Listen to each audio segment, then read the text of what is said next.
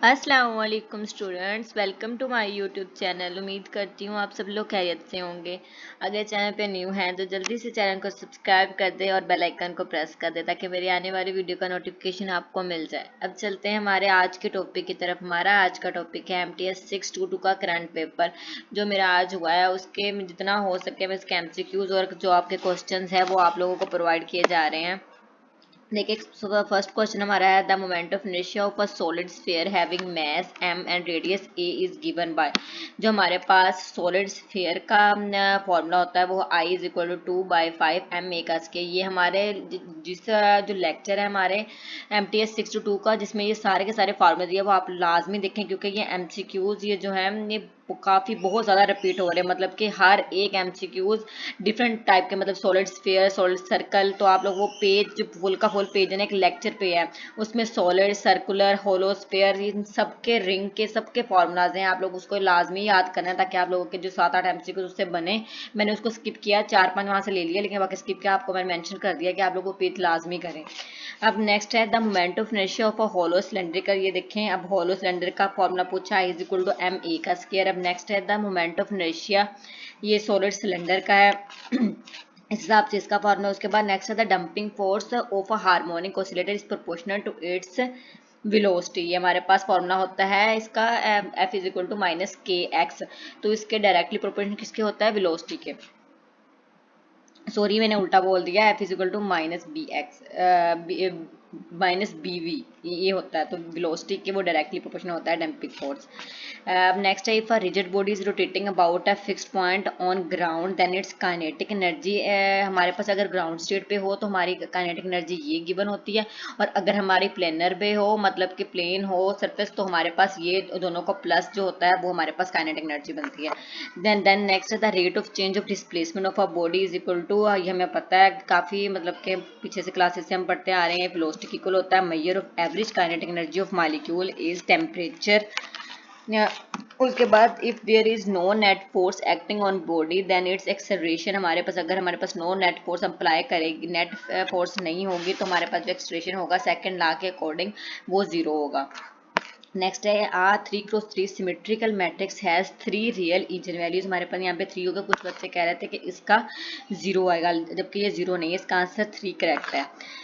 Next है the axis relative to which product of inertia are zero are called. ये इसके हमारे पास इसका आंसर है प्रिंसिपल एक्सिस। हमारा इसका बनता है कि जो हमारे पास अगर इसका प्रोडक्ट 0 हो तो हमारे पास क्या होता है? प्रिंसिपल एक्सिस होता है। नेक्स्ट है if a time dependent vector of function delta is represented by. हमारे पास ये फॉर्मूला गिवन है जब, तो हमारे पास फॉर्मूला क्या यूज होगा? डेल्टा क्रॉस ए।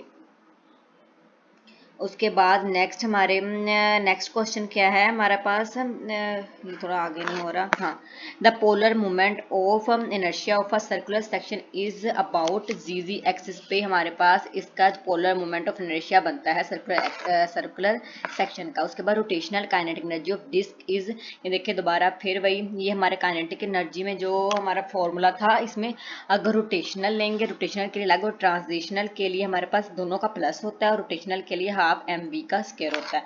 नेक्स्ट है the periodic time a particle with simple harmonic motion is directly proportional to displacement. इस पे वो फॉर्मूला था F is equal to -kx। मतलब कि डायरेक्टली किसके होता है? डिस्प्लेसमेंट के डायरेक्टली प्रोपोर्शनल होता है, इनवर्सली नहीं होता। Until a force act on a body its velocity is constant. Next है total amount of mass and energy together. जब दोनों हमारे इकट्ठे होते हैं तो ये हम दोनों कांस्टेंट होते हैं। The moment of inertia of a circular section of base B and height h। ये भी MCQ काफी इंपॉर्टेंट था, काफी बच्चों के रिपीट हुआ है, BH का स्क्वायर ओवर 12। अब नेक्स्ट है moment of inertia of thin road. जब हम थिन रोड के लिए लेते हैं 1/12। ये देखिए काफी वही फॉर्मूलाज यूज हो रहे हैं, आप लोगों को मस्ट करिएगा। कोई 10 से 12 हैं तो मिक्स होने वाले हैं, तो आप लोग लाजमी उसका सोल्यूशन भी नहीं, लेकिन आप लोग फॉर्मूला लाजमी याद करें, MCQ के लिए काफी इंपॉर्टेंट है। नेक्स्ट है moment of inertia of any section about an axis passing through the centre of gravity.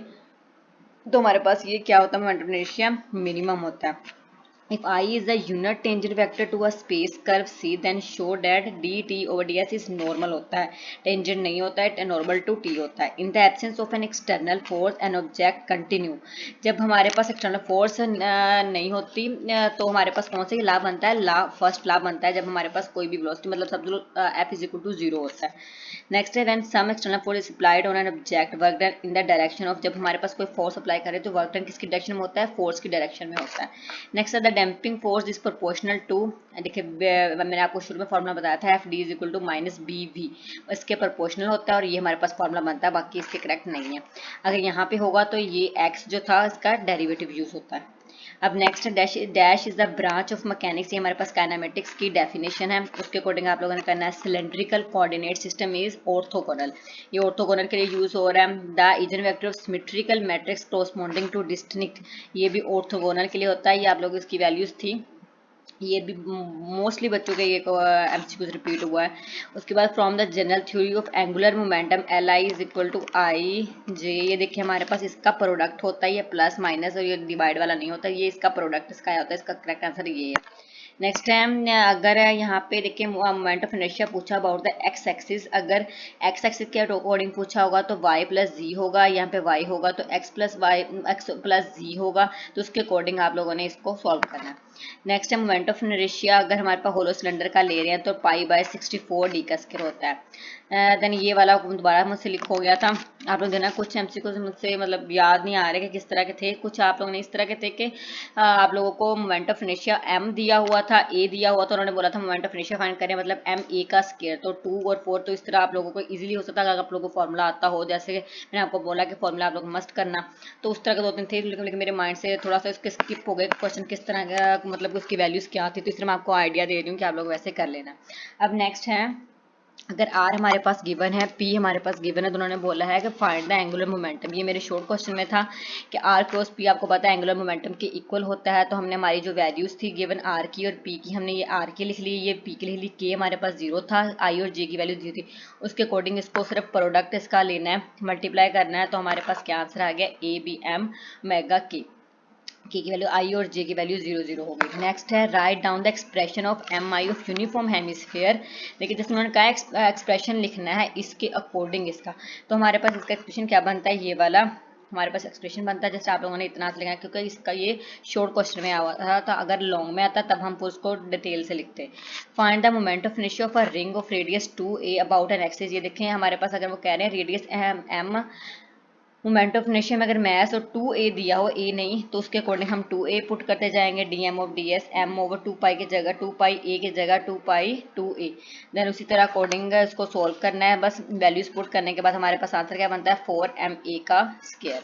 Next है find define space time and matter, ये भी काफ़ी बच्चों के रिपीट हुआ, एक ये क्वेश्चन और एक आप लोगों को इम्पल्स वाला मेरे तो नहीं है लेकिन बाकी काफ़ी बच्चों का रिपीट हुआ, तो आप लोग इम्पल्स वाला टॉपिक भी लाजमी करें. ये देखिए इसमें स्पेस की, टाइम की और मैटर का पूछा हुआ था कि एक एग्जांपल भी दें, तो मैंने इसकी देखिए डेफिनेशन यहाँ पे लिख दी है, जो बेसिक थोड़ा क्योंकि शॉर्ट क्वेश्चन में था तो मैंने शॉर्ट वे में इसकी डेफिनेशन यहाँ पे लिख दी है, आप लोग एक बार लाजमी पढ़ लें. अब नेक्स्ट है हमारे पास consider the space curve C with position vector r, तो हमें r गिवन था तो हमने यूनिट टेंजेंट वेक्टर निकालना था. जब ये हमारे पास r गिवन है तो D R by D T हमने क्या मतलब इसका डेरिवेटिव लिया विद रिस्पेक्ट टू t, तो हमारे पास ये निकल आया. जब इसका यूनिट टेंजेंट निकालेंगे तो इसका मोड निकालेंगे हम, मोड लेने के बाद इसकी मोड लेने का मतलब होता है कि इसकी एक एक वैल्यू का स्केयर करके प्लस करना है, तो स्केयर करने के बाद हमारे पास ये value D R over D T का मोड ये आ गया, तो हमने इसका टेंजेंट क्या निकालना, T is equal to D R over D T over mod, तो ये भी हमने फाइंड कर लिया था, ये भी इसमें वैल्यू पुट करके हमारे पास ये वाला सोल्यूशन होगा. अब नेक्स्ट है हमारे पास 6 क्वेश्चन, ये 6 थे शॉर्ट क्वेश्चन, और 6 क्वेश्चन हमारे पास है कि देखिए ओमेगा क्रॉस ए की वैल्यू, ये काफ़ी इंपॉर्टेंट है, ऑलमोस्ट हर बच्चे का ये क्वेश्चन आ रहा है, तो आप लोग देखिए सिंपल भी काफ़ी है. ओमेगा क्रॉस ए की वैल्यूज दी हुई है हमारे पास और D A over D R की भी वैल्यूज दी हुई है, तो हमने फाइंड क्या करना है, D A over D T हमने फाइंड करना है इन अ फिक्स्ड पॉइंट. तो हमने जब इनके पास फार्मूला लगाना है, ये वाला इसका फार्मूला है D A over D T, ये फार्मूला लगा के इसमें दोनों वैल्यूज पुट कर देनी है. वैल्यूज पुट करने के बाद आई वाली वैल्यूज एक साइड पे, जे वाली और के वाली एक साइड पे, इस तरह इकट्ठा कर देना है आप लोगों ने. अब नेक्स्ट है लॉन्ग क्वेश्चन, हमारे पास टी हमें गिवन था और ये वाला जो लॉन्ग क्वेश्चन क्वेश्चन, ये जो टी वाला रेडियस ऑफ कर्वेचर है ये भी ऑलमोस्ट हर बच्चे का रिपीटेड है। ये ऊपर वाला क्वेश्चन है, ये वाला क्वेश्चन मस्ट है कि हर बच्चे का आ रहा है, तो आप लोग ये लाजमी करें। ये देखें टी हमारे पास गिवन था, हमने D T over D S निकालना था, तो इसको टी पे डिवाइड कर देंगे और डी एस को भी टी पे डिवाइड करेंगे, तो इस पर कोई इफेक्ट नहीं। हमारे पास d s over D t given है क्वेश्चन में, और d T over D t हमारे पास ये क्वेश्चन था, इसका हमने with respect to t derivative ले लिया, तो ये वाला हमारे पास सोल्यूशन निकल आया। ये निकलने के बाद हमने 10 पे इस पे डिवाइड कर दिया, तो हमारे पास ये चीज़ आती है। उसके बाद हमने इसका मोड लेके, क्योंकि इसका रेडियस कर्वेचर का मतलब ये इसका मोड लेना है, मोड लेके अंदर वाली वैल्यू इसका स्केयर लेंगे, स्केयर लेने के बाद हमारे पास 3/25 आ जाएगा।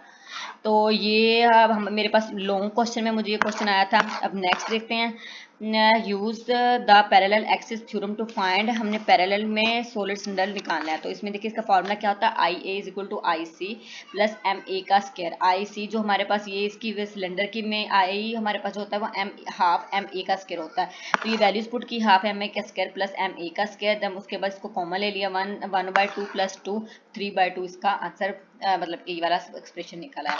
अब नेक्स्ट 3 क्वेश्चन है हमारे पास, फाइंड द वर्क डन, हमने फाइंड करना v1 v2 दिया हुआ है, नेचुरल वेलोसिटी और फाइनल वेलोसिटी m दिया हुआ है।